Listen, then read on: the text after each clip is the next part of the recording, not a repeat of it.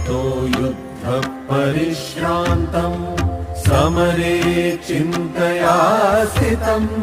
रावणं चाग्रतो दृष्ट्वा युद्धाय समुपस्थितम् दैवतैश्च समागम्य द्रष्टुमभ्यागतो रणम् उपागम्य ब्रवीद्राममगस्त्यो भगवान् ऋषिः राम राम महाबाहो शृणु गुह्यं सनातनम् येन सर्वानरी वत्स समरे विजयिष्यसि आदित्यहृदयं पुण्यं सर्वशत्रुविनाशनम् जयावहं जपे नित्यम् अक्षय्यम्।